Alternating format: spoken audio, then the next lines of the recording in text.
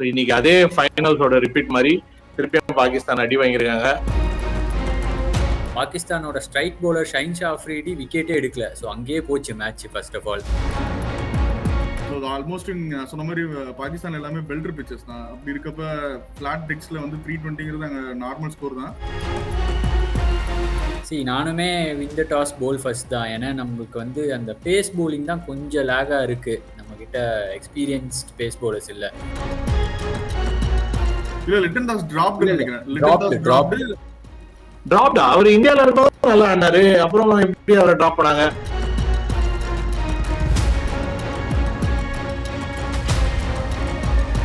Welcome to Lokesh cricket universe LCU. So இன்னைக்கு பாத்தீங்கன்னா நம்ம துபாயில இருந்து ஒரு ப்ரிவியூ பண்ணோம். ஸோ அந்த டீம்ல இருந்து ஜனா வந்திருக்காரு. அப்புறம் ஒரு கிரிக்கெட் என்தூசியாஸ்ட் நம்ம பத்ரி வந்திருக்காரு. ஸோ சாம்பியன்ஸ் ட்ரோஃபி ஆரம்பிச்சிருக்கு. சாம்பியன்ஸ் ட்ரோஃபி ஆரம்பிச்சதுக்கு அப்புறம் இன்னைக்கு ஃபர்ஸ்ட் மேட்ச், அதாவது ஃபைனல்ஸ் நடந்தது. இப்பதான் பாகிஸ்தான்ல ஒரு ட்ரை சீரீஸ் 3 குச்சை நட்டு வச்சு நடுவுல ஏதோ ஒரு மாதிரி கப்பெல்லாம் கொடுத்தாங்க. அதுலயே பாகிஸ்தான் கப்பு வாங்கினாங்க. கப்பு வாங்கினாங்கன்னா இது வந்து கோட் அவுட்டாங்கன்னு அர்த்தம். ஸோ இன்னைக்கு அதே ஃபைனல்ஸோட ரிப்பீட் மாதிரி திருப்பியும் பாகிஸ்தான் அடி வாங்கியிருக்காங்க. So Pakistan home country semi-final போறதுக்கு வாய்ப்பு ரொம்ப கம்மியாயிடும் இது மாதிரி இந்த ஒரு ஃபர்ஸ்ட் மேட்ச்லயே தோத்தா. ஸோ எப்படி இருந்தது இன்னைக்கு மேட்ச்? பத்ரி நீங்க சொல்லுங்க. இன்னைக்கு சூப்பர். நியூசிலாந்து வந்து வார்ம் அப் கேம் மாதிரி ஆடிக்கிட்டாங்க. என்னதான் அவங்களுக்கு வார்ம் அப் கேம் ஆடலனாலுமே இந்த கேமை வார்ம் அப் கேம் மாதிரி ஆடிட்டாங்க. பியூர் ஒன் சைடட், ஒரு டஃப் ஃபைட்டே கொடுக்கல Pakistan. So first of all அது ஒரு 320 விக்கெட்டே இல்லை, 280 விக்கெட் தான். லாஸ்ட் 10 ஓவர்ஸ் பாகிஸ்தான் எப்பயும் போல பாகிஸ்தானோட ஸ்ட்ரைக் பவுலர் ஷைன்ஷா அஃப்ரிடி விக்கெட்டே எடுக்கல. ஸோ அங்கேயே போச்சு மேட்ச் ஃபர்ஸ்ட் ஆஃப் ஆல். அது ரொம்ப நாளா அவர் ஸ்ட்ரைக் பவுலர்னு சொல்றாரு. ஆனா அவர் அடிக்கடி கேரளா மாதிரி ஸ்ட்ரைக் தான் பண்றாரு தவிர விக்கெட் ஸ்ட்ரைக்கே பண்றது இல்ல. ஸோ நான் இன்னைக்கு விக்கெட் எடுக்க மாட்டேன்னாலும் ஒரு ஸ்ட்ரைக் என்ன பண்றதை தவிர மற்ற ஸ்ட்ரைக் காணும். எனக்கு தெரிஞ்சு நசீம் ஷா தான் வந்து எனக்கு தெரிஞ்சு அவங்களுக்கு வந்து மெயின் பவுலிங் பர்சனே எனக்கு தெரிஞ்சு. ஏன்னா ஷைன்ஷா அஃப்ரிதி வந்து அந்த ஒரு ஆடிட்டு இப்படின்ற அந்த ஒரு சீனை போட்டுட்டு இருக்காரு. அவர் ரொம்ப நாளா வந்து முக்கியமான மேட்ச்ல விக்கெட் எடுக்கிறதுல நல்லா தெரியுது. ஜிம்பாப்வே மாதிரி ஒரு டீம் அவங்க fast track injury fast track பண்ணி கூட்டிட்டு வந்தாங்க இந்த மேட்ச்க்குன்னு. அவர் 10 ஓவர்ல 80 ரன் வாரி வழங்கிட்டாரு. ஆரிஃப் ராஃபும் அப்படிதான் அந்த குரூஷியல் மேட்சஸ்ல போடுறது. நடுவுல ஏதோ ட்ரை சீரீஸ் எல்லாம் போட்டாரு. அது தெரியல. பாகிஸ்தான் ரொம்ப நாளா வந்து இவங்க வந்து கொஞ்சம் எனக்கு தெரிஞ்சு ஓவர் ரேட்டட் தான். Not on the quality of Shoaib Akhtar, Wasim Akram, அக்காரி மாதிரி ஸ்பீடு அந்த கண்ட்ரோல் கிடையாது. ஸோ ஒரு மாதிரி திணறி தான் போறாங்க. ஸோ ஜனா உங்களோட ஃபீட்பேக் என்ன இந்த மேட்ச்ல? இல்ல அவங்க பார் ஸ்கோர் விட ஒரு 30-40 ரன்ஸ் கூட கொடுத்துட்டாங்கன்னு நினைக்கிறேன். 320ங்கிறது வந்து எபோவ் பார் ஸ்கோர் தான். ஸோ அங்கேயே மேட்ச் காலி. ஸோ ஆல்மோஸ்ட் சொன்ன மாதிரி பாகிஸ்தான் எல்லாமே பெல்டர் பிச்சஸ் தான். அப்படி இருக்கப்ப ஃபிளாட் டெக்ஸ்ல வந்து 320ங்கிறது அங்கே நார்மல் ஸ்கோர் தான். ஆனா பாகிஸ்தானோட இருக்கிற பவுலிங் அட்டாக்கு ஒரு 260, 270 ரெஸ்ட்ரிக்ட் பண்ணினாங்கன்னா ஒரு சான்ஸ் இருந்திருக்கும். ஆனா அதுக்கு இப்போ மிஸ். ஆமா, நீங்க எல்லாமே வந்து பாகிஸ்தான் சைடா நம்ம பேசிட்டு இருக்கோம். நியூசிலாந்து ஐ திங்க் ஆரம்ப இந்த மேட்ச் இந்த பிச் வந்து ஒரு 2 பேஸா தான் இருந்துச்சு. ஃபர்ஸ்ட் எல்லாம் பாத்தீங்கன்னா கேன் வில்லியம்சன் மாதிரி ஒரு டெக்னிக்கலி கரெக்ட் பேட்ஸ்மேனே வந்து சீக்கிரம் அவுட் ஆயிட்டாங்க. அதுக்கப்புறம் will young and Tom Latham இவங்க 2 பேரோட பார்ட்னர்ஷிப் வந்து I think more then 100 runs partnership பயங்கரமா ஸ்டடி பண்ணாங்க. கிளென் பிலிப்ஸ் ரொம்ப நாளா ஃபார்ம்ல இருக்காரு. அவர் வந்து அந்த 10 தாண்டிட்டா அவ்வளவுதான் வந்து போட்டு கிளின்னு கிழிச்சிடுறாரு. ஸோ அதனால வந்து நியூசிலாந்து வந்து பயங்கரமா ஆனாங்க. ஏன்னா அந்த அவரோட டிஃபரன்ஸ் அந்த 40 ஓவர்ஸ் வரைக்கும் நாங்க கொண்டு போயிடுறோம் விக்கெட் எடுக்காம அப்படின்னா அந்த லாஸ்ட் 10 ஓவர்ஸ் வந்து அவங்களுக்கு பேட்டிங் டெப்த்ல சாண்டனர், கிளென் பிலிப்ஸ் போற வரவங்க எல்லாம் வந்து அடின்னு அடிச்சுட்டு போவாங்க. ஸோ அந்த மாதிரி இது அவங்களோட மிடில் ஆர்டரும் இந்தியாலேயும் அதுதான் வந்து அவங்க டெஸ்ட்ல பண்ணாங்க. அந்த மிடில் ஆர்டர் பயங்கர ஸ்ட்ராங்கான டாம் லேத்தம்ல இருந்து எல்லாருமே வந்து வேற லெவல்ல விளையாடிட்டு இருக்காங்க. ஸோ இதுல வேற என்னன்னா ரச்சின் ரவீந்திரா வேற உள்ள உட்காந்து இருக்காரு. ஸோ வில் யங் வேற இப்போ இன்னைக்கு 100 அடிச்சிட்டாரு. So will young bat or will Rachin Ravindra come அப்படின்ற மாதிரி ஆயிடும் அடுத்த மேட்ச். ஸோ நியூசிலாந்து வந்து ஐ திங்க் நம்ம எல்லா இடத்துலயும் நியூசிலாந்து அண்டர் டாக்ஸ்ன்னு சொல்லுவோம். பட் ஐ திங்க் நியூசிலாந்து வந்து ஒரு கொஞ்ச நாளா வந்து ஐசிசி டிராஃபில அவங்க வந்து ஷுர் ஃபைனலிஸ்ட் வரைக்கும் வராங்க. செமிஃபைனல் ஃபைனலிஸ்ட் தான் அவங்க. ஸோ அவங்க எல்லாம் அண்டர் டாக்னு சொல்லி நம்ம வந்து அவங்கள அசிங்கப்படுத்த கூடாது இனிமே. ஸோ அந்த லெவல்ல தான் இந்த மேட்ச் போச்சு. ஸோ வேற என்ன மாதிரி உங்களோட கருத்துக்கள்? நியூசிலாந்து வந்து எப்பவுமே இந்த வேர்ல்ட் கப்பு அப்புறம் வேர்ல்ட் டெஸ்ட் சாம்பியன்ஷிப், இந்த மாதிரி பெரிய பெரிய டோர்னமெண்ட்லாம் வந்தால் நியூசிலாந்து எப்போவுமே ஸ்ட்ராங்கஸ்ட் டீம் தான். T20 இதெல்லாம். ஸோ இப்போ இந்த 50 ஓவர்ஸில் என்னை பொறுத்தவரையிலும் அவங்களுக்கு எல்லா பேஸும் கவர்டு. ஸ்பின்னர் இருக்காங்க, சாண்ட்னர் பியூட்டிஃபுல்லாக போடுறாரு. அவரை அடிக்கணும்னா ஒரு 2-3 பேர் சேர்ந்து அடிச்சாதான் உண்டு, வெளில கிரவுண்டுக்கு வெளில அடிச்சாதான் உண்டு. மேட்ச் உள்ள யாரையும் அடிக்க முடியாது அவரால். நல்லா தூக்கி போடுறாரு. அதுவும் அந்த விக்கெட்டில் டேர்னும் பவுன்ஸும் அவருக்கு எக்கச்சக்கமாக இருக்குது. ப்ளஸ் அவங்களுக்கு வந்து பேட்டிங் டெத்து சூப்பராக இருக்குது. நியூசிலாந்து வந்து மற்ற டீமோட ஒரு லெவல் எங்கே ஹையாக இருக்காங்களோ அவங்களோட ஃபீல்டிங் ஒரு 20-30 ரன் ஃபீல்டிங்லேயே சேவ் பண்ணிடுறாங்க. ஆமா ஆமா, முகமது ரிஸ்வான் தான் வந்து சரியான கேட்ச். ஸோ அது வந்து ஒரு பவுலர் விக்கெட்டோட அது ஒரு ஃபீல்டரோட விக்கெட் தான். ஸோ கிளென் பிலிப்ஸ் டைவ் அடிச்சு ஒரு பயங்கரமான கேட்சை பிடிச்சது. ஆரம்பத்திலேயே அந்த இது படுத்தாச்சு. பாபர் ஆசம் அவர் பாட்டுக்கு தனியா பாட்டுக்காரனா அவர் பாட்டுக்கு ஆடி இருந்தாரு. ஸோ அந்த ரேஞ்சுக்கு அவர் ஒரு சைட்ல போய் ஆடிட்டு இருந்தாரு. ஸோ இதுதான் வந்து பெரிய பிரச்சனையா போச்சு அவங்களுக்கு. அதுவும் தவிர அவங்க ரிஸ்வான் வந்து டியூ இருக்கும்னு எதிர்பார்த்தாங்க. ஸோ பட் டியூ இல்லை, அதனால தான் அவர் டாஸ் வின் பண்ணி ஃபீல்டிங் எடுத்தாரு ரிஸ்வான். பட் டியூவுமே வரலை. ஸோ அதனால இவங்க 2-3 ஸ்பின்னர் வச்சு நறுக்குன்னு போட்டாங்க. ஆமா, அதான் வந்து டியூன்றது அவ்வளோ எது, ஏன்னா இவங்க எப்பவுமே சாண்ட்னர் பவர் பிளேல போட்டுருவாரு. இவங்களும் வந்து அந்த ஸ்டெம்ப் போட்டுறாங்க. ஸோ அதனால வந்து அந்த வில்லோருக்கு அவரும் வந்து பயங்கரமா பவுலிங் போடுறதுனால என்னதான் டியூ இருந்தாலும் இந்த ஸ்பின்னர் வச்சு அவங்க மேனேஜ் பண்றாங்க. சாண்ட்னர் எப்பவுமே வந்து 10 ஓவர் 2 விக்கெட் 30 ரன் அந்த ரேஞ்சுக்கு எப்படியும் இருக்காரு. அவரை சிஎஸ்கேல தான் உட்கார வைக்கிறோம். ஆக்சுவலா ஒரு பயங்கரமான கன் பவுலர் தான். எல்லா இடத்துலயும் வந்து போட்டு புந்து பண்ணிட்டு இருக்காரு.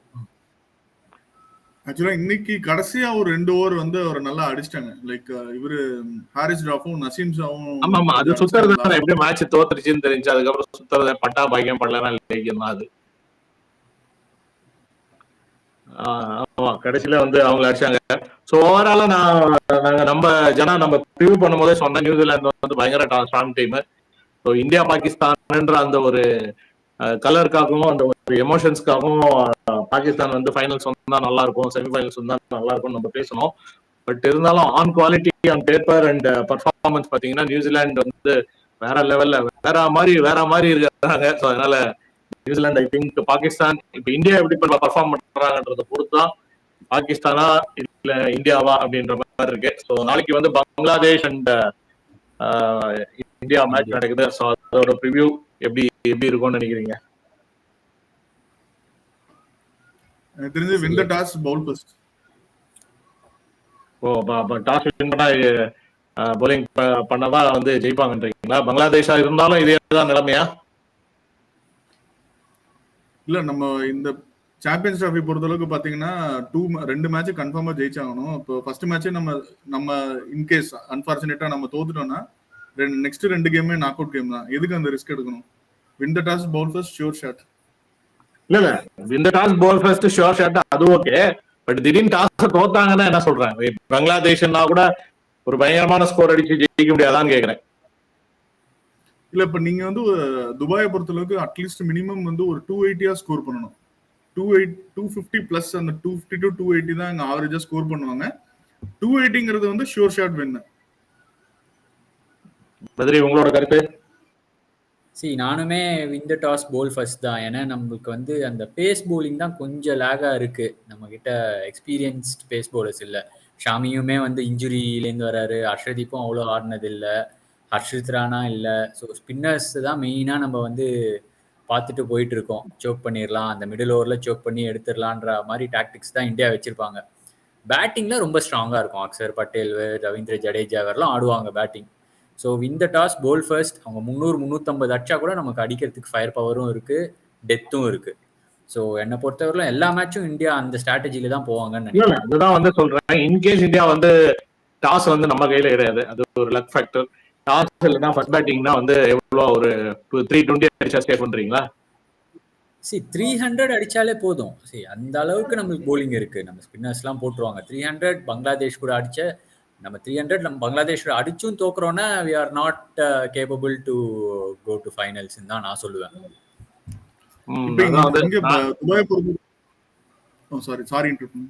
துபாயை பொறுத்த அளவுக்கு வந்து மதிய டைம்ல வந்து பால் கொஞ்சம் நின்னு வரும். அதுக்கப்புறம் தான் வந்து பிச்சு செட்டில் ஆகும். அப்படி இருக்கப்ப வந்து இடையில வந்து ஃபர்ஸ்ட் எடுத்தோடனே பேட்டிங்ல ஸ்கோர் பண்ண முடியாது. யார் ஃபர்ஸ்ட் பேட் பண்றாங்க, பிச்சு ஸ்லோ ஆயிட்டு செட்டில் ஆனதுக்கு அப்புறம் தான் உங்களுக்கு வந்து அந்த டியூ வரும்போது நம்ம ஈஸியா ஸ்கோர் பண்ண முடியும். எந்த பால் போட்டாலும் பால் பேட்டுக்கு வரும். ஸோ அப்படி இருக்கப்ப 250 பிளஸ்ங்கிறதே வந்து ஒரு கன்ஃபார்ம் ஒரு வின்னிங் டோட்டல் தான் துபாய் பொறுத்த அளவுக்கு. ஃபர்ஸ்ட் பேட்டிங் அடிச்சு எடுத்து 250 பிளஸ் அடிக்கிறது வந்து பெரிய ஸ்கோர். ஸோ சேஸ் பண்ணா வந்து 280 வேணும். ஃபர்ஸ்ட் பேட்டிங் பண்ணா 280 வேணும். சேஸ் பண்ணா 280 சேஸ் பண்ணிடலாம். இந்தியா பேட்டிங் பண்ணா இல்ல இந்தியா பேட்டிங் பொறுத்த அளவுக்கு நீங்க 300 டார்கெட் வச்சாலும் அடிப்பாங்க. அந்த அளவுக்கு அவர் சொன்ன மாதிரி ஃபயர் பவர்.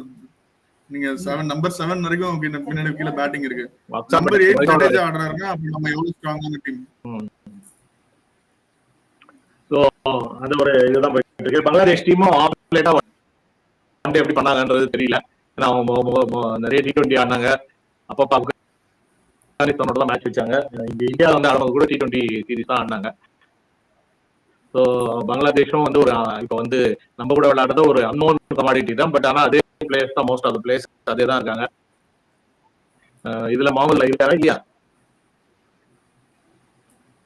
இல்ல பங்களாதேஷை பொறுத்த அளவுக்கு பாத்தீங்கன்னா இப்ப 2 மெயின் பிளேயர்ஸ் மிஸ்ஸிங். ஷகிப் அல் ஹசன் கிடையாது. அதே மாதிரி அவங்களோட இன்னொரு பேர் மறந்துட்டேன். இல்ல தமீம் இக்பால் வந்து பாத்தீங்கன்னா ரிட்டையர்ட் நினைக்கிறேன். ரொம்ப நாள் முன்னாடி ரிட்டையர்ட் அவரு. ஷகிப் அல் ஹசன் இன்னொரு மேஜர் பிளேயர் மிஸ்ஸிங் ஆக்சுவலா அவங்களுக்கு பேட்டிங்ல.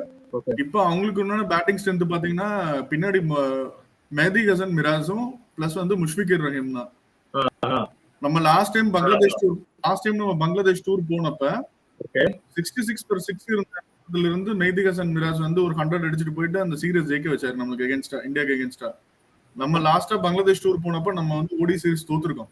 பேக் ஆஃப் தி மைண்ட் அதுவும் இருக்கும். ஆமா ஆமா. பட் பங்களாதேஷ் வந்து இப்போ வந்து ஒரு என்ன சொல்றது, ஒரு டிரான்சிஷன்ல தான் இருக்காங்க. என்னை பொறுத்தவரையிலும் ஒரு player from Bangladesh to hurt India அப்படின்னு பார்க்கும்போது அவங்க டீம்ல ரிஹாத் ஹுசைன் ஒருத்தர் இருக்காரு, leg spinner. Okay. So leg spinner கிட்ட கோலி எல்லாருமே கொஞ்சம் அந்த ஹிஸ்டரி ஆஃப் ஸ்ட்ரகிள் இருந்திருக்கு. ஸோ நாளைக்கு அப்புறம் வந்து ஃபாஸ்ட் பவுலிங்கும் வந்து பாத்தீங்கன்னா பிச்சு ஆரம்பத்துல கொஞ்சம் இதுவா இருக்கும்னா கொஞ்சம் அலை. சோ அந்த நஹீத் ராணாவோ யாரோ ஒருத்தர் வந்து பயங்கரமா போட்டாங்க நம்ம சென்னை விக்கெட்டும். அவனும் வந்து பயங்கர ஒரு அடின்னு அடிச்சான். அப்புறம் முஃப்தஸும் இருக்காரு. ஸோ அவங்களும் கொஞ்சம் டீசென்டான போலிங் செட்டப் தான் வச்சிருக்காங்க. அப்புறம் டாஸ்கின் அஹ்மது அப்புறம் எப்படியாவது இந்த மெஹதி ஹசன் மிராஸ் அது இதெல்லாம் வந்து கையை சுத்தி ஏதாவது ஒரு ஸ்பின்னை போட்டுருவீங்க. ஆனா அவங்க கிட்ட என்னன்னா அந்த ஷாண்டோ, சௌமியா சர்க்கார்லாம் எத்தனை வருஷம் தான் அவர் கம்பேக் கொடுப்பாருன்னு தெரியல. திருப்பி அவர் சர்க்கார்ன்றது கரெக்டா பேர் வச்சுக்கிறாரு. கவர்மெண்ட் ஜாப் மாதிரி உள்ளே இருக்கிறாரு சௌமியா சர்க்கார். அவர் டீசென்டா மீடியம் பேஸும் போடுவாரு. அவர் இருக்கிறது அவங்களுக்கு ஒரு அட்வான்டேஜ் தான் ஆக்சுவலா. நான் அந்த மேஜர் மிஸ்ஸிங் இன்னொரு பிளேயர் சொல்லிட்டு இருந்தேன் வந்து Lytton Das. Okay Lytton Das. Batsman. என்ன லிட்டன் தாஸ் இன்ஜுரியா? இல்ல லிட்டன் தாஸ் டிராப்டு நினைக்கிறேன். லிட்டன் தாஸ் டிராப்டா? அவர் இந்தியால இருக்கும்போது நல்லா ஆனாரு. அப்புறம் எப்படி அவரை டிராப் பண்ணாங்க? அவர் அதான் அந்த ICCல எல்லாம் வந்து நல்லா ஆடுவாரு, பயங்கரமா ஆடுவாரு. அப்படி எப்படி டிராப் பண்ணாங்கன்னு தெரியல. பங்களாதேஷ் ஏதோ வேணும் டிராப் பண்ணி தோக்கடிக்கலாம்னு பாக்குறாங்களா? ஆக்சுவலா இப்போதைக்கு அவங்களுக்கு வந்து நல்ல நோட்டபிள் பிளேயர்ஸ் இப்போ ஸ்குவாட்லன்னு பார்த்தா முஷ்ஃபிகுர் ரஹீம் அண்ட் முகமதுல்லா தான். அவங்க 2 பேரும் அவுட் பெர்ஃபார்ம் பண்ணிட்டாங்கன்னு ரொம்ப கஷ்டம். ஆனா அட் த சேம் டைம் வந்து மெஹதி ஹசன் மிராஸோட விக்கெட்டும் எடுக்கணும். இந்த 3 பேர் விக்கெட்டும் எடுத்தா ஆல்மோஸ்ட் செட்டனிட்டி. முகமதுல்லா வந்து கஷ்டப்பட்டு அடிப்பாரு, டெத் ஓவர் எல்லாம் அடிப்பாரு. சேஸ் பண்ண வந்தா கடைசி 2 ஓவர் முன்னாடி அவுட் ஆயிட்டு போயிருவாரு. அவரு கஷ்டப்பட்டு ஆடிட்டு கடைசியில் அவுட் ஆயிட்டு போயிருவாரு. முஷ்பிகர் இந்தியாவுக்கு வந்து அந்த பங்களாதேஷ் லெவலுக்கு வந்து ஏதாவது ரொம்ப கேவலமா என்னதான் தோப்பாங்களே தவிர, பட் இந்தியன் குவாலிட்டி அதுவும் வந்து இப்ப இருக்கிற பிஜிடில வாங்கின செருப்படி எல்லாம் பார்த்ததுக்கு அப்புறம் ஐ திங்க் இந்தியா சீரியஸா தான் உள்ள வருவாங்க. ஒரு நம்ம எப்படியாவது ப்ரூவ் பண்ணோம் அப்படின்னு சொல்லிட்டு வருவாங்க. அதனால வந்து ஐ திங்க் மேட்ச் நாளைக்கு துபாயில 2 நாள் மழைன்றாங்க. என்ன ஜனா துபாயில தான் இருக்கீங்க, சொல்லுங்க எப்படி இருக்கு கண்டிஷன்ஸ்? இல்ல இப்போ நேத்து வந்து அபுதாபி துபாயில மழை இருந்துச்சு. அந்த அளவுக்கு பெரிய மழை எல்லாம் இல்ல. ஒரு ரீசனபிளா ஒரு ட்ரிஸ்லிங் தான், அந்த அளவுக்கு தான். ஆனா இப்ப இவங்க வந்து கிளவுட் சீடிங் பண்ணிருக்கதா அனௌன்ஸ் பண்ணிருக்காங்க. சோ இந்த ஒரு 2-3 டேஸ் இந்த வீக்கெண்ட்ல வந்து கண்டிப்பா ட்ரிசில் இருக்கும். ரிசல்ட் தான் இருக்கும். ஆனா மேட்சஸ் ஸ்டாப் பண்ற அளவுக்கு இருக்காதுன்றீங்க. கரெக்ட்டா? அந்த அளவுக்கு இருக்காது. அந்த அளவுக்கு இருக்காது. ட்ரைனேஜ் பெரிய மழை தான் ஃபெசிலிட்டிஸ்லாம் துபாய் ஸ்டேடியம்ல ரொம்ப அட்பார் தான் இருக்கு. ஸோ ரொம்பலாம் ஸ்டாப்பேஜா இருக்காது. ஆமா ஆமா. அதுவும் வந்து இந்த மாதிரி கொஞ்சம் கிளவுடியா இருந்துச்சுன்னா வந்து அங்கே பயங்கர மாய்ச்சர்லாம் வந்ததுன்னா பயங்கர டியூ வந்துரும் போல இருக்கு. அதான் இப்ப நம்ம வந்து டாஸ் வின் பண்ணி பவுலிங் பண்ணோம்னா ரொம்ப ஈஸி. ஈவன் இடையில மேட்ச் ஸ்டாப் ஆகி வந்துச்சுன்னா கூட டக்கவுட் லிவ்ஸ் படி உங்களுக்கு வந்து செட் டார்கெட்ஸ் வந்துரும். சோ ஈஸியா சேஸ் பண்ணிட்டு போயிடுவாங்க. சொன்னா துண்டா சேஸ் பண்ணிட்டு போயிடுவாங்க. நம்ம டாஸ் தான் நாளைக்கு க்ரூஷியல் ஃபேக்டரா இருக்கும்போது. ஸோ எல்லாரும் வந்து அந்த இதுல பார்த்த வந்து 3 ஃபேக்டர். இப்போ நாளைக்கு இந்தியா அண்ட் பங்களாதேஷ் மேட்ச்ல பாத்தீங்கன்னா டாஸ் வந்து இம்பார்ட்டன்ட் ஃபேக்டர். டாஸ் த பாஸ். வருண பகவான் நாளைக்கு எப்படி பண்றாருன்னு தெரியல. வருண் சக்கரவர்த்தி நாளைக்கு என்ன பண்றாருன்னு தெரியல. ஸோ 2 வருண்ஸும் நாளைக்கு மேட்சை காப்பாற்றுவாங்களா இல்ல டாஸ் த பாஸ் வழியா போகுமா அப்படின்றத வந்து நம்ம பார்ப்போம். ஸோ ரொம்ப நாள் கழிச்சு வந்து ரொம்ப நாள் நம்ம 2017 அப்புறம் ஒரு லாங் பிரேக் அப்புறம் சாம்பியன்ஸ் ட்ராஃபி வருது. ஃபைனல்ஸ்ல நம்ம எப்படி அடி வாங்கணுன்றது மனசுல இருக்கு. பாகிஸ்தான் கிட்டே தோத்துருக்கோம் அப்படின்னும் போது அதுக்கப்புறம் டிராப் ஆகி திருப்பி வந்து அஸ்வினே திருப்பி அவரே டிராப் பண்ணி ரிட்டையர் ஆயிட்டாரு. அவ்வளவு டைம் ஆயிடுச்சு. ஸோ இந்த சாம்பியன்ஸ் ட்ராஃபி ஒரு நல்ல என்டர்டெய்னிங் சாம்பியன்ஸ் ட்ராஃபியா இருக்கும்னு நினைப்போம். ஸோ நாளைக்கு India starting the game. So all the best to team India. I think India ஒரு வினிங் ஸ்டார்ட்ல ஆடி பாகிஸ்தானே அடிச்சு ஐ திங்க் செமிஃபைனல் போவாங்கன்னு தான் நினைக்கிறேன். ஸோ தேங்க்யூ பத்ரி, தேங்க்யூ ஜனா. ஸோ பார்ப்போம். நம்ம இந்த கண்டினியூஸ் அனாலிசிஸ் நாங்கள் பண்ணுவோம். பார்த்துட்டு வந்தோம்னா சொல்லுவோம். Okay, thank you. தேங்க்யூ. தேங்க்யூ.